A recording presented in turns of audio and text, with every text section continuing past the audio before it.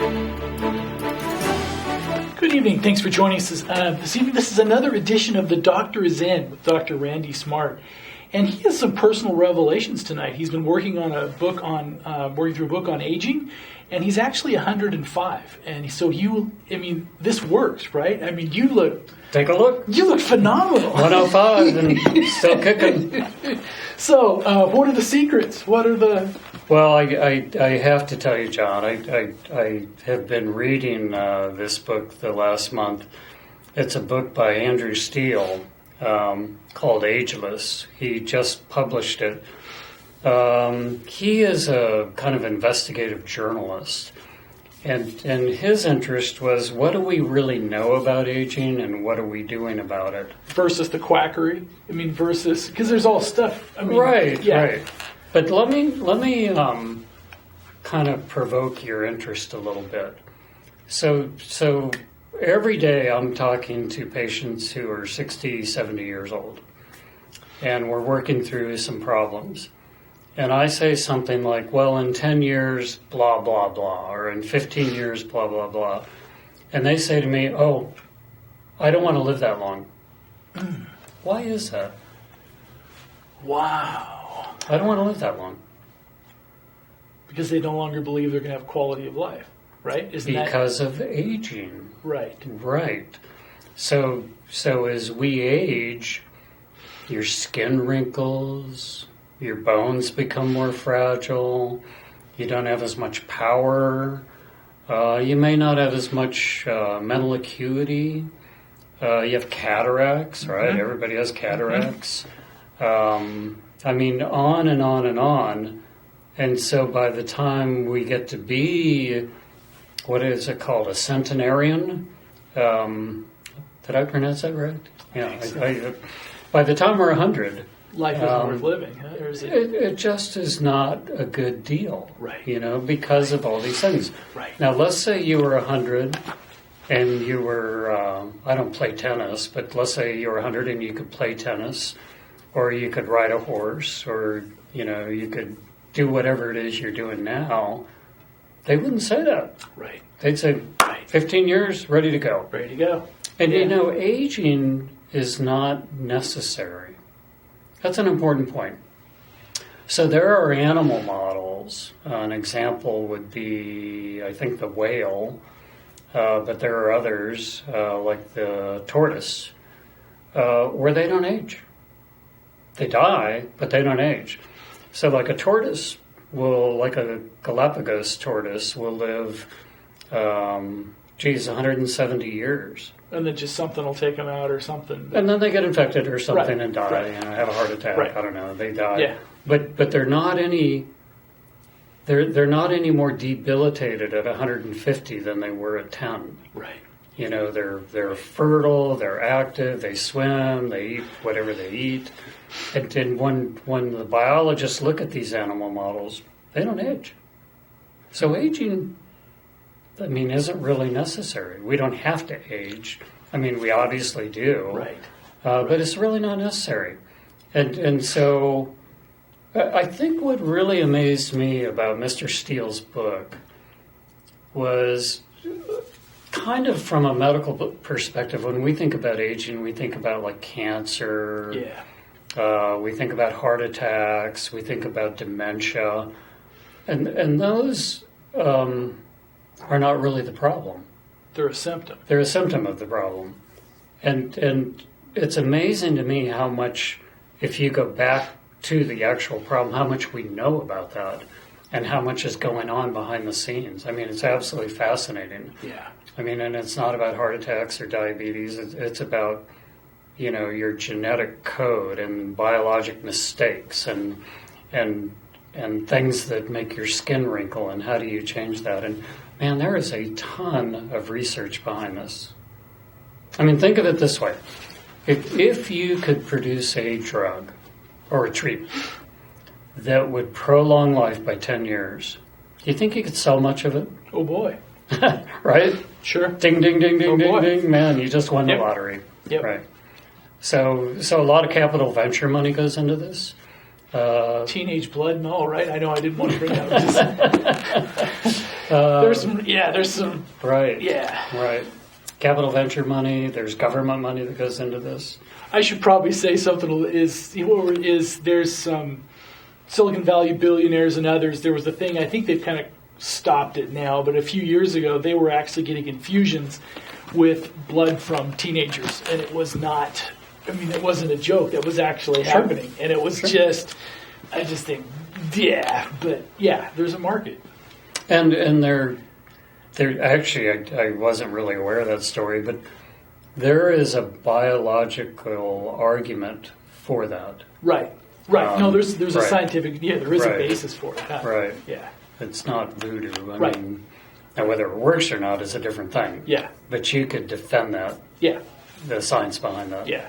No, I get, but I mean, it's hard to escape the creepiness factor of it a little bit. Oh yeah, right. So one of the things that makes us older is what's called stem cells. And we have all these stem cells. There's brain stem cells and there's heart stem cells. And what most people know about are the stem cells that are in your blood, because those are the stem cells that fight leukemia, and you can get stem cell transplants. Mm-hmm. But those stem cells are critically important to kind of keeping you vital, keeping you strong and healthy. Well, as we age, man, the stem cells, they go away. I mean, they I don't have a lot of stem cells. Right. You know? Right. Hate that. Yeah. But that is part of this aging process. And so they're actually looking at infusions of stem cells to circumvent aging. And that would probably, I think, be one of the arguments behind the younger blood transfusions. Yeah. But there is, in fact, pretty good science that these stem cells can be put back into you and do some really good things. Now, it's not quite as easy as a transfusion. I mean, it's a complicated science. Yeah. It's like chemotherapy, and So a drug company could make money on it. Yes. Yes. Oh, So there's a profit motive there on that one. So, absolutely. Yeah. I mean, actually, if you're really crazy, like Walt Disney, what you would do is have a bunch of stem cells harvested when you were maybe in your 20s or 30s, and you would super freeze those for when you were later in your 60s or 70s, and maybe reinfuse them. Could that be part of the body of science and body of knowledge going forward? Is when you're younger, start preparing for when you're preparing for aging? Yeah. Okay. The problem is when you're younger, you don't care about aging. Right. Right, because it's not right in front of you. Yeah. Right. Yeah. Fascinating. They've studied the different cultures on which cultures age faster, which shows. Is there, on the body of knowledge on aging now, is there specific dietary things that are suggested, or what's the? Yes. The answer is yes. There's something called blue zones, and he doesn't mention blue zones. I was kind of surprised. But blue zones are these areas of the world where people typically live to be 100. Right. And in relatively good health. Right. And so the epidemiologists have come back and said, what's up with these blue zones? There's only one in California. That's in Loma Linda. And there's, I think, 2 in Japan. There's one in the Mideast somewhere. But anyway, there's about, maybe 6 or 8 of these blue zones. But there's several things about it. One is they are communities that respect elderly people. So the quality of life stays higher. So and your value to the community stays higher, and maybe your self-worth is probably higher. But one of the things is dietary, and interestingly enough, one of them is red wine, and these are communities typically where people drink red wine. I think one is in Portugal, actually. Right. But in terms of dietary, they are communities that typically have more like a Mediterranean diet, more fiber, and no processed food really, but more of a garden diet. Right. And they're not vegan. I mean, they eat meat and but these are meals that are really better balanced maybe Right. than the average American Right. meal. Yeah.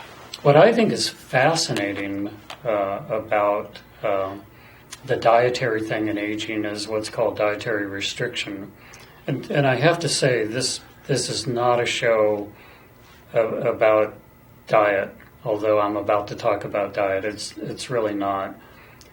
So one of the things that promote aging, better aging, let's say, or less aging, is how much you eat. Yeah. Regardless of what you eat, doesn't matter what it is.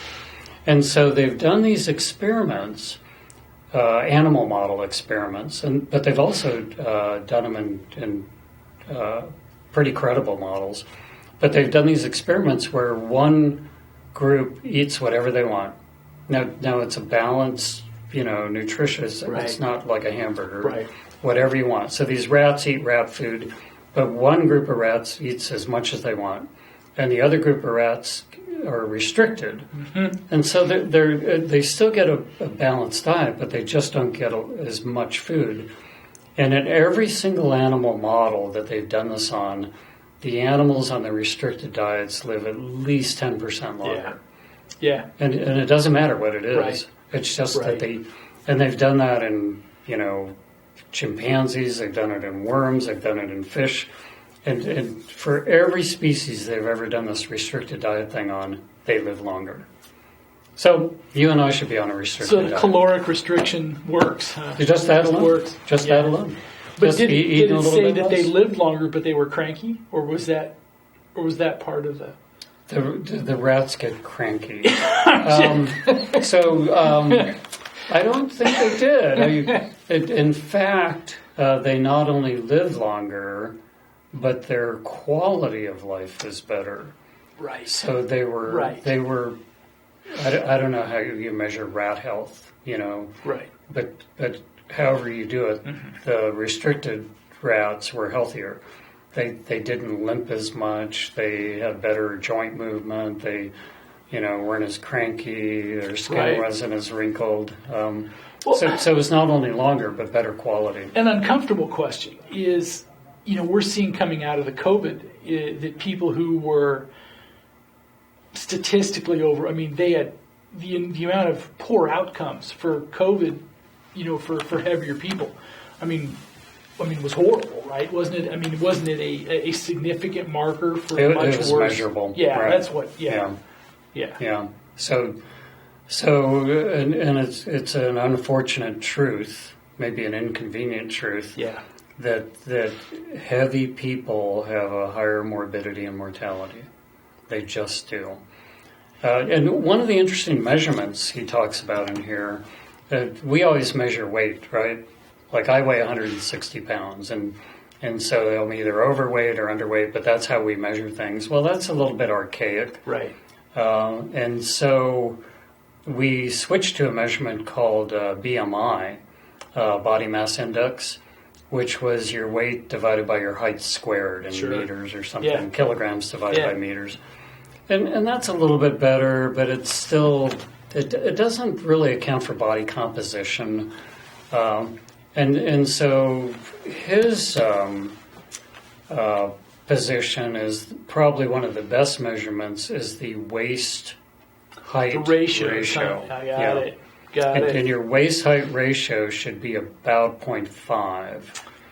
So turns out my waist is about 33. It turns out my height is 6'8". So you're in good shape. So I nailed you're it. just perfect. Yes, I nailed it. Yeah. You nailed it. Yeah. But that may be a better way to look at weight is the waist height ratio. And there's probably several ways to do that. Yeah.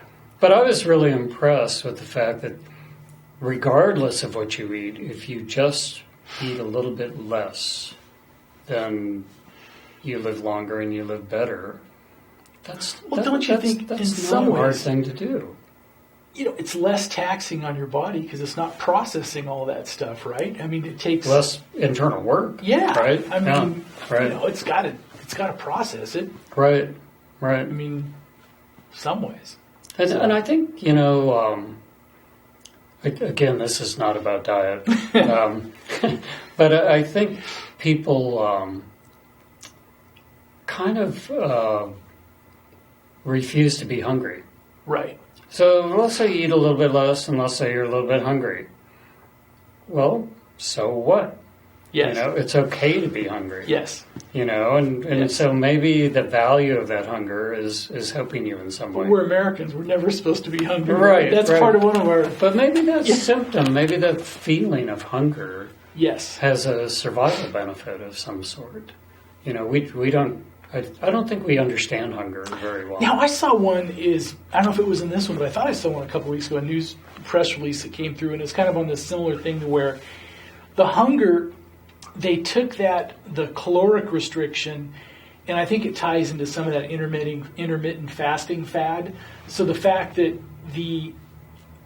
that people were, as long as you were hungry a certain portion of a day, Mm-hmm. so as long as you didn't feel fully sated, all the time. So as long as you felt hungry, at least some point Like in the twice day, a day, yeah, or something, then once a day. you had the most of the benefits of the caloric restrictions without actually having to count the calories and actually make. But as long as I think that was kind of one of those proponents of the fad of the day, which is intermittent fasting. So Right, exactly. And couldn't you make a case to say, rather than spend all this time on the scales, right, rather than all of us weighing each other and all this drama, couldn't we just eat less regardless of what your weight is? Couldn't we just do that? I think we could. Throw away the scales. Yeah. Forget about the weight. Mm-hmm. And just try to eat a little bit less. Yeah. Don't go into a torture mode, Mm-hmm. or just eat a little bit less. Yeah. We one of his major themes here, and I think this is so cool, is he's got a chapter called "Preparing to Age," something like that. And what he's saying is, right now we don't exactly have a treatment for this. There's a lot of stuff in the works, and actually there's human experiments going on right now. I mean, phase 3 trials. Yep. He says we're not quite there yet. Maybe 5 years, maybe 7. He says, but right now, the most important thing you can work do. on your baseline. Yeah, right. He says the most important thing you can do is live long enough to get access to this treatment. Right. So he says if you can get to the next 5 to 7 years, then there will be treatments. There will be a pill, or there will be something you can do. Yeah. He says, but right now you need to get there. So, you need to watch how much you eat. You need to take care of your body. You need to get appropriate amount of sleep. Healthy living. Sure. So we can treat you later. Yeah. So keep your baseline pretty good until we keep your joints intact and all the rest of that stuff. If you can just give me 5 to 7 years, then I can help you out. Well, in some ways, it's an exciting time to be alive then, right? I mean, it really is. Because, well, if you go back, like in the 1800s, the lifespan was about 35, 40 years. Right. Now, there were definitely people that lived to be 60, 70, but there were definitely people that died earlier. And you took that average, it was about 35 to 40 years. And as you got into the early 20th century, we were getting up to 50, 60 years. Well, it truly is 80-something years. So it has gone up. Part of that's attributable to medicine, treating hypertension, treating infections, better birth outcomes. Right. I mean, a lot of that. But part of it is just the fact that we have healthier opportunities. We're not out there digging ditches or, rotting in the bottom of a ship. We have better opportunities. Yeah. So we've really doubled our lifespan in 200 years. I mean, that's pretty cool. And who's to say that we're not at the beginning of that hockey stick now to start, we may be able to extend good functional life. Mm-hmm. Yeah. Easily to 100, probably. That's what's kind of the, right? I mean, get. Well, so let's talk functional. about that. Okay. Okay, so what was the word I used? Centenarians? Yes. Yeah, centenarians. I wrote this down because I couldn't memorize it. But in 1960, there were 20,000 centenarians. In today, there are 500,000 centenarians. Wow. In 2050, they are projecting there'll be 3 million centenarians. That's a bunch. And that's not just a statistical phenomenon, like there's more people, therefore more are under. That's way beyond that. That's related to science and medicine. And so today there are 500,000 people that are over 100 years old. Wow. And some of them I see, John, are really healthy. I mean, they're like, I have this thing where I go, how old are you? Yeah. And they go, oh, I'm 96. 96 years old? They go, yep. And you're still working. Oh, yeah. I had an aunt that climbed Mount Whitney every year until she was 96. That's what she did for her birthday. Smokes. Every few days around her weekend around her birthday, she climbed Mount Whitney every year until she was 96. And she fell before she was 97 and had a hip issue or something. She climbed Mount Whitney until she was 96. That's impressive. I don't know that I could climb it today. That was her thing. That's impressive. So her thing was she had to make sure she was in good enough shape to make it to the top every year. That was her till she was 96. Right. Hopefully you have some of her genes. I don't know about that. She passed away at 106. Oh, yeah, cool. Yeah, she was Very 106. But, very cool. Yeah. So one of the things I get excited about, and he actually mentions in here, is what's called epigenetic aging. And so we have this, the way we measure aging is in chronology. Right. Like I'm 67. Right. So that's supposed to mean something. And it does, it means something. But a much more accurate way of measuring that is called epigenetic aging. So they can actually look at your DNA, and they can look at something called methylation, which is kind of a chemical reaction within your DNA. And from the methylation numbers, they can tell you exactly how old you are.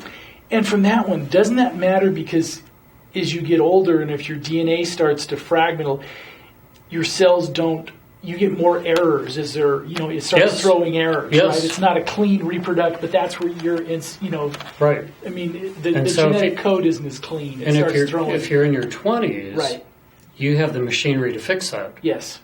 And as we age, that machinery fails. And they know that. And they know why it fails, and they know how to fix it. So that's what they're working on now. Yes, as far as they know how to do that. Got it. They can go in and fix all those mistakes. They know exactly how to do that.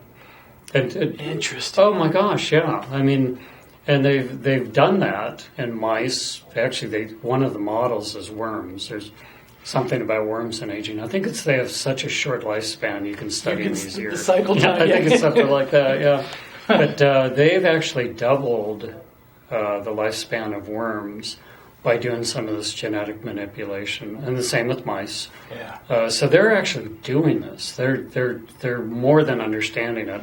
They do understand it. They're fixing it, and when they fix it, it works. Wow. They haven't got to the point where there is a human commercial application, but it's coming. It's coming. I mean, and it's coming fast. And it probably won't be one thing, but like one thing may give you an extra 5 years on average, population, and two things may give you an extra 15 years. Right. And that's the direction they're going. So they know how to do that. It's fascinating to me how much they actually know, but I think it's a combination of trying to conquer the science, sure, as well as the financial incentive. Yeah, and this, we talked about this before in a couple of the shows on COVID and the vaccines. Isn't there aren't they using that messaging RNA platform for a lot of other things too, to where for some of these, let's say they wanted to deliver some messaging to like some genetic messaging or something like that. Isn't that some of that stuff where they can use the virus as a carrier? Yes. Isn't that where some of that messaging? Right. They more commonly will use bacteria as a carrier, but they also can use viruses. I think bacteria are a little bit easier to work with. Right. And those viruses, they're overrated. Yeah. But yeah, they actually know how to go in and insert the genes or insert the proteins. And it's similar to mRNA chemistry. Right, okay. Yeah. But they know how to splice. But one of the really interesting chapters in here is the telomere chapter. And I don't want to get too complicated here, but telomeres are basically the signal that you're at the end of the genetic code. You're at the end of your rope. Yeah. Kind of. And so you have these little machines on top of the DNA that copy it. They copy it. And when they get to the telomere, they know they're at the end. So they copy it all the way down to the end, but they can't come off it easy. So they chop it off, but every time they chop it off, they chop off a couple telomeres. Got it. 2 or 3. Got it. So every time your cell reproduces, you lose telomeres. So you do that 10,000 times in your lifetime, and you have no telomeres. And so at that point, that cell stops dividing. Right. And that cell becomes what they call senescent and becomes a garbage cell. And that garbage cell then can be a problem cell. It can start sending the wrong signals, or it could those turn cancerous type of stuff? Or is it like they're waiting for a switch to? They could. Okay. Yes, I mean, they get a bad input and they start. Right. Yeah. So we all have an enzyme called telomerase, and telomerase chops off telomeres to help biology and prevent cancer. Yeah. And they've tried to manipulate this, but actually during the manipulation they created cancer. Yeah. That's the cure. Yeah. I think we're about out of time on this one. This one almost calls for 2, doesn't it? It almost does. I think this one almost does. Follow up on Andrew Steele's book. Yeah, that's pretty cool. No, this is neat stuff. I mean, it's it's state of the art. Yeah. Right. Yeah. It's real and it's happening. So for the 30-second synopsis of it, what do people do until the next episode? If you can live the next 5 years, then we can give you treatments to make you live even longer. There you go. Better. But for the next 5 years, it's on you. Take care of yourself. Thank you. You're welcome.